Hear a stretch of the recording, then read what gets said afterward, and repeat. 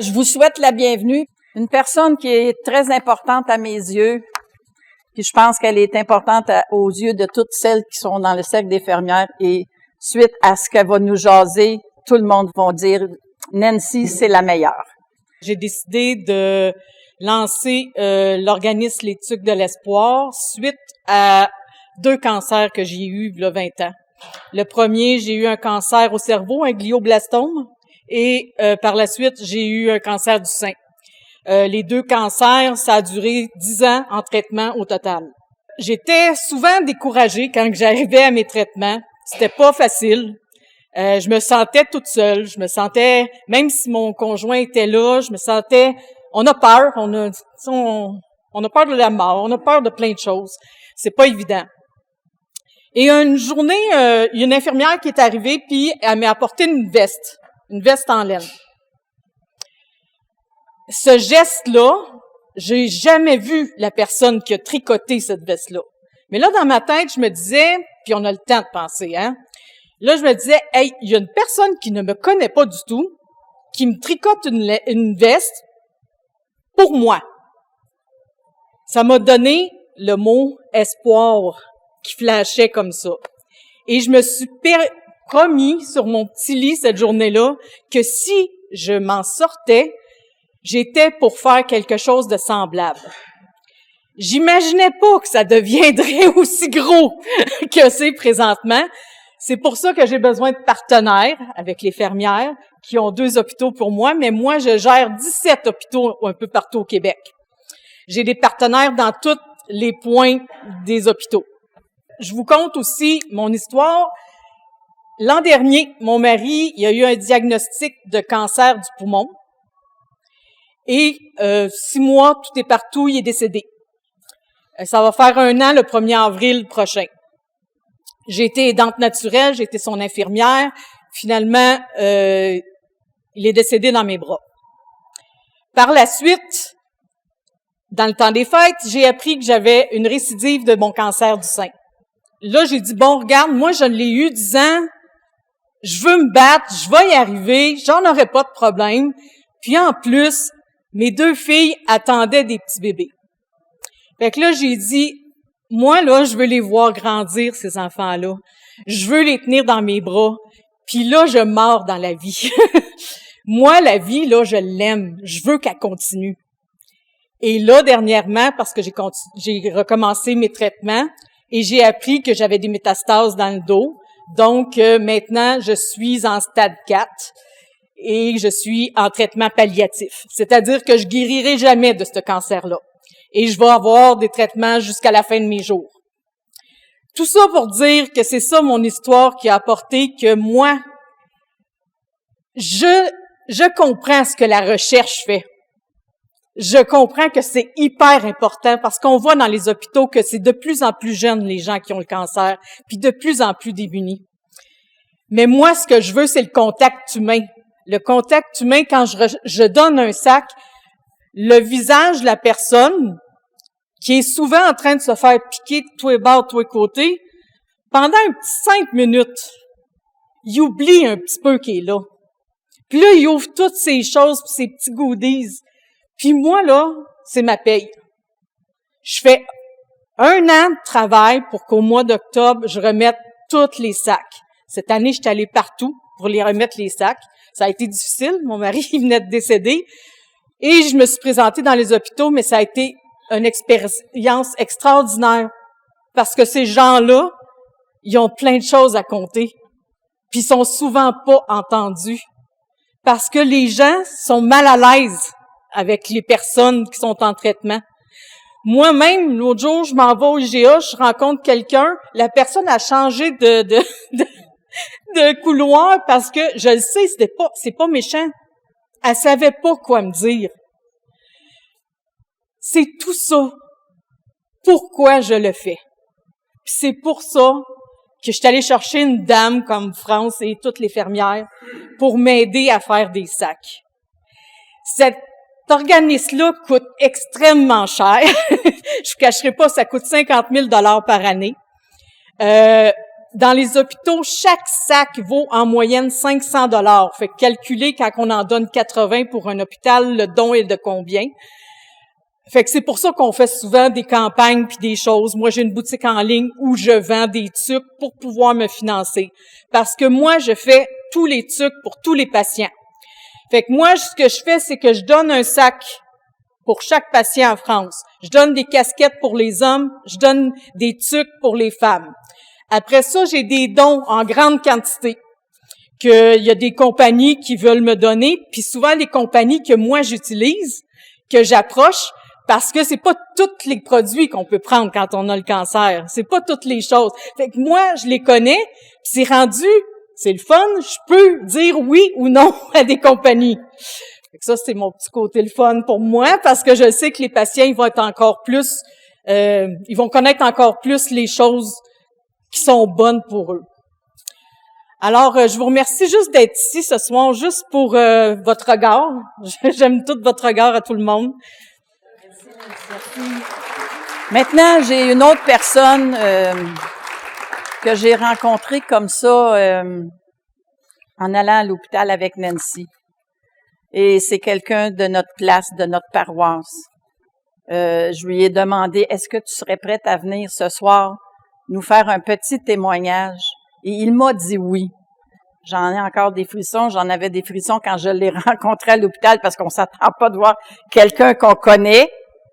Alors, Luc Hamelin, j'aimerais que tu viennes nous dire un petit mot parce que Luc était à l'hôpital quand on a été porter des sacs et il a reçu un sac de l'espoir. Je souffre d'un cancer du foie depuis 2001 qui était supposé être... c'était 1 an d'espérance de vie. Et ça, c'est en 2001. Et ensuite, j'étais supposé être opéré pour le foie. C'était abandonné. Il pouvait pas. Ça, on est au CHUM. Là, par la suite, j'ai suivi des traitements de chimio. Depuis 2021, que je suis des traitements de chimio. On parle de 20 traitements d'une série, immunothérapie 8, un autre 8 de chimio, puis je suis encore en traitement. C'est un combat de tous les jours, mais je m'en sors bien parce que j'ai pas d'effet trop secondaire bon. C'est toujours dur, c'est l'acceptation. L'acceptation est faite, on passe à d'autres choses parce qu'on vit avec. OK? C'est toujours, tu rencontres les gens, t'es plus la même personne parce que on sait ce qui peut arriver. Donc, c'est tout un revirement de personne. Il est arrivé la situation que j'étais en traitement, je m'attendais pas à ça du tout. T'es sur un lit, tu reçois le traitement, puis il y a quelqu'un qui vient te porter un sac. Tu sais, ça paraît banal. Tu sais, bon, ben banal. Le geste est beau, là, mais après ça, tu réfléchis. Tu dis, je rencontre les gens, on est avec toi, on prie avec toi, peu importe comment on appelle ça, mais là, tu dis, il y a des gens qui passent du temps à concocter quelque chose qui va te donner tu sais, au lieu de dire, ben, je passe à toi, puis, à un moment donné, si je te le vois, je passe encore à toi, puis si je te vois pas. Mais là, il y a des gens qui, donc, j'ai trouvé ça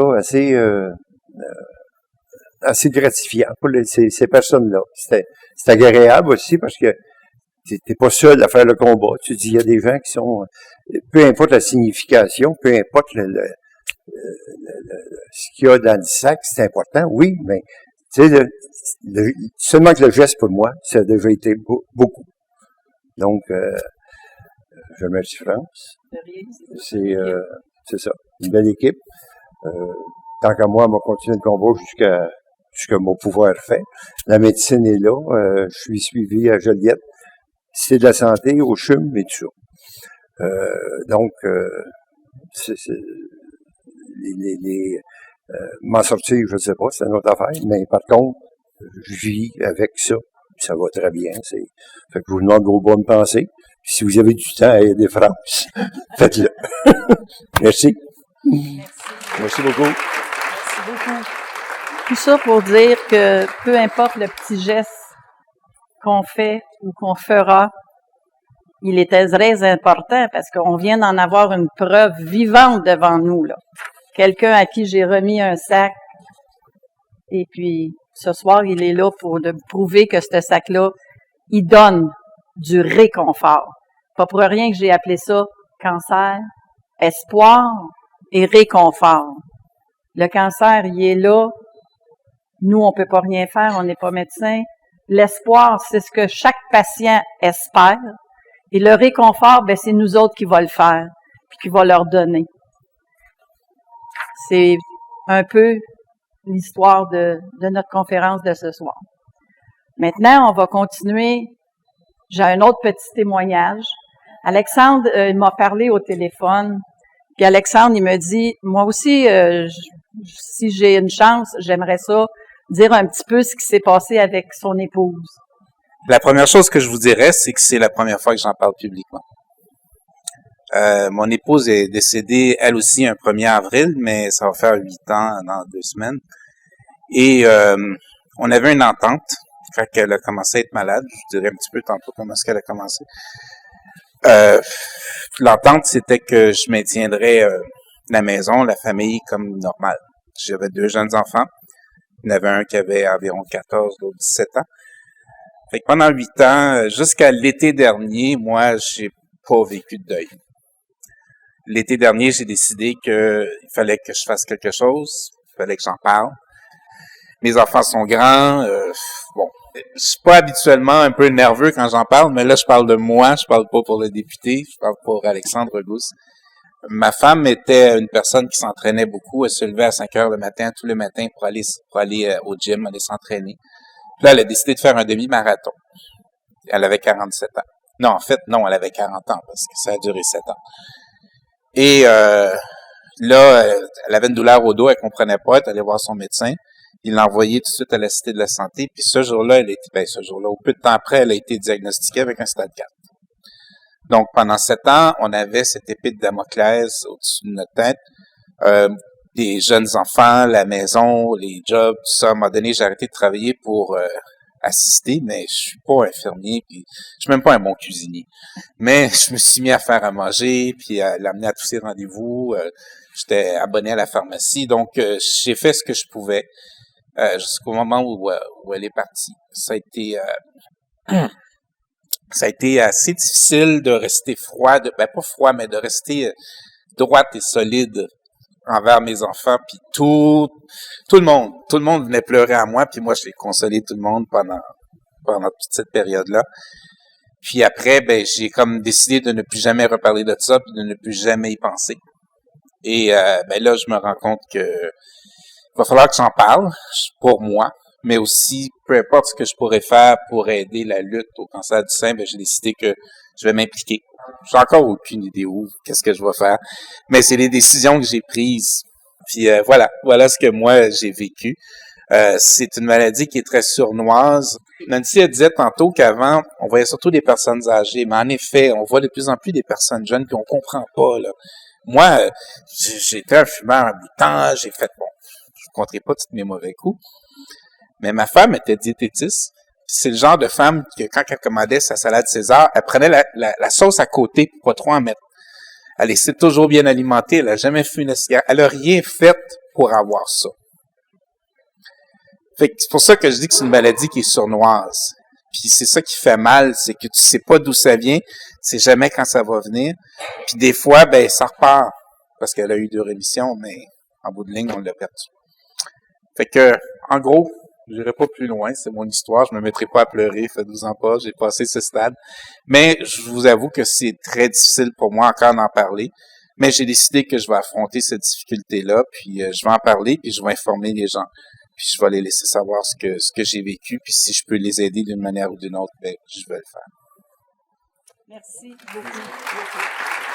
C'est important qu'on en parle. Puis je suis contente qu'Alexandre, il a eu le culot de me parler à moi qui ne me connaît pas du tout, mais tu sais, qui me dit ça, puis je fais comme, oui, let's go, on embarque, on y va, tu vas pouvoir avoir ton droit de parole. Puis c'est important d'en parler, puis c'est important.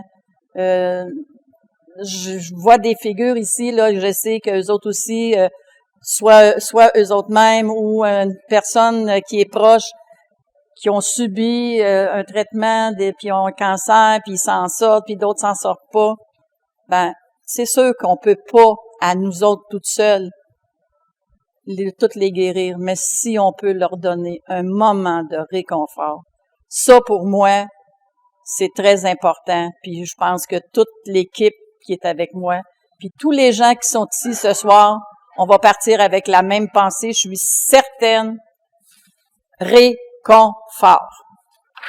On donne pour le réconfort.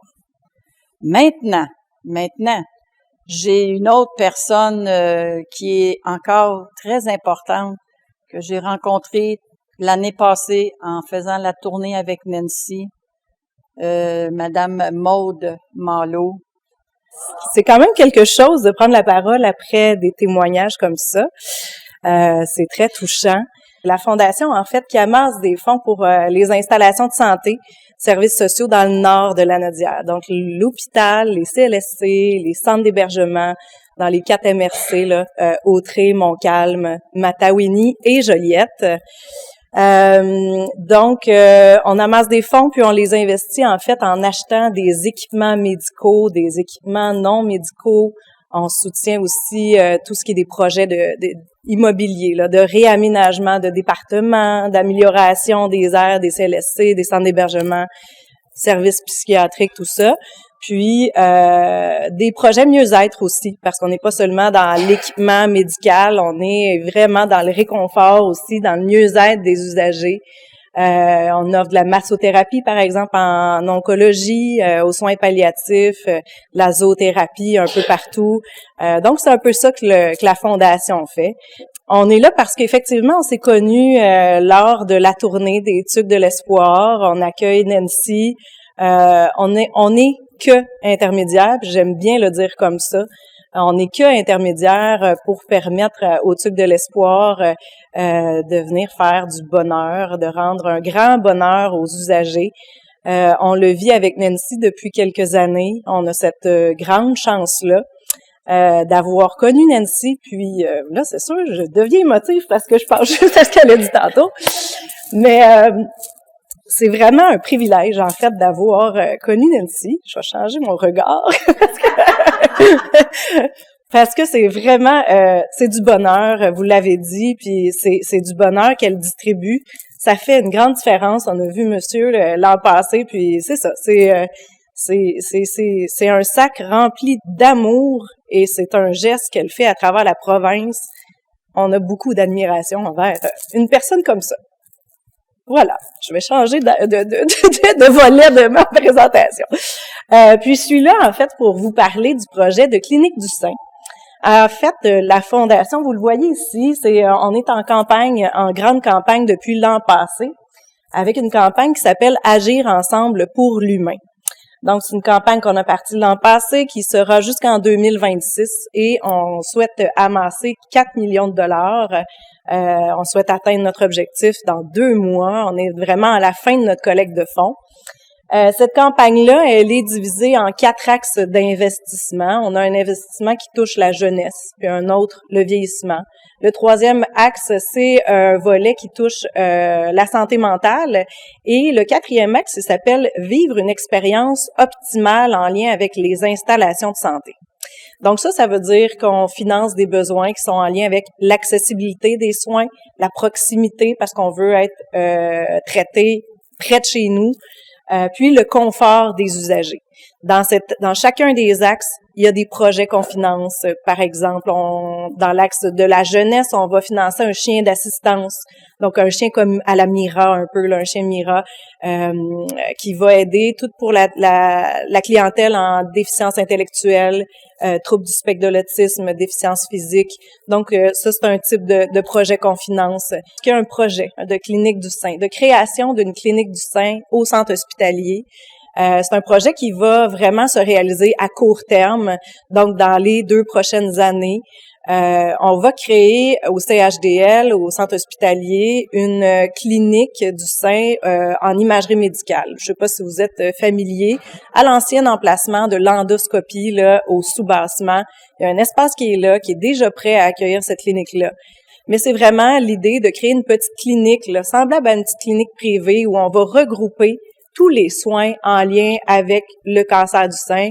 Donc, en fait, du dépistage au diagnostic. On va acheter 2 gros équipements qui vont finalement aider à baisser les listes d'attente, à faire en une journée différents tests au lieu de renvoyer la dame à la maison, ramener. Là, on veut concentrer les examens, puis concentrer dans un même lieu, un lieu accueillant, un lieu chaleureux, pour que quand une dame se fait annoncer cette très mauvaise nouvelle, elle n'a pas à déambuler dans les corridors entre toute clientèle confondue.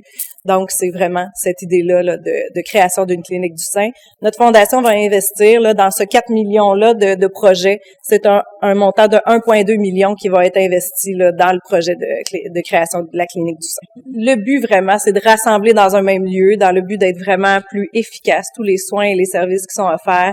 C'est l'équipe multidisciplinaire qui est concentrée dans un même lieu aussi, avec l'achat d'appareils là, pour finalement, là, comme je dis un peu, là, baisser les listes d'attente, faire en sorte que ce soit plus rapide, faire en sorte de respecter aussi le programme de dépistage du cancer du sein. Donc, plus on dépiste rapidement, évidemment, moins long le diagnostic et ensuite le traitement. Donc, c'est vraiment la création de cette clinique-là au centre hospitalier. On parle beaucoup de la diminution du stress, de l'anxiété, parce que elle se sent prise en charge, elle se sent beaucoup plus dans un milieu chaleureux. Il y a quelque chose là-dedans qui est réconfortant. Puis c'est l'impact est là et sur évidemment en diminuant les listes d'attente, c'est toutes les étapes à passer, le processus qui doit être terrible à passer, qui est quand même raccourci. Donc, je pense que ça a un impact sur toute la suite des choses là, pour les femmes. Voilà. Ben merci beaucoup de votre écoute. On parle du cancer du sein, mais moi, je veux surtout dire aussi que on a nos messieurs aussi qui arrivent, qui ont des cancers, le cancer de la prostate, puis qu'on a entendu Luc avec le sien. Quand on donne au TUC de l'espoir, quand on donne pas juste pour les femmes. Les sacs, ils sont partagés et pour les femmes et pour des messieurs. On est là pour leur donner du réconfort. Je vais toujours garder ce mot espoir et réconfort. Je vais abolir le premier mot. On y va pour notre espoir et le réconfort de ces gens-là. L'équipe des rubans roses. Alors, vous pouvez voir, là, il y en a ce soir, là, qui ont vu qu'on avait fait des petits rubans roses. Et là, ça va devenir l'équipe des rubans roses. C'est sûr qu'il y a des choses qui se passent un peu partout. Puis bon, on ramasse pour ci, on ramasse pour le cancer, les soins, tout ça. Ben, nous autres ici, le cercle des fermières, on a décidé que on va partir l'équipe des rubans roses. Alors, l'équipe des rubans roses, ça va être pour ramasser des sous. Quand vous allez nous voir à un endroit avec des petites choses comme ça, là, ben parlez-en aux autres, parlez-en à tout le monde, parce que plus on en va voir en donner, mais non, pas donner, avec un petit don.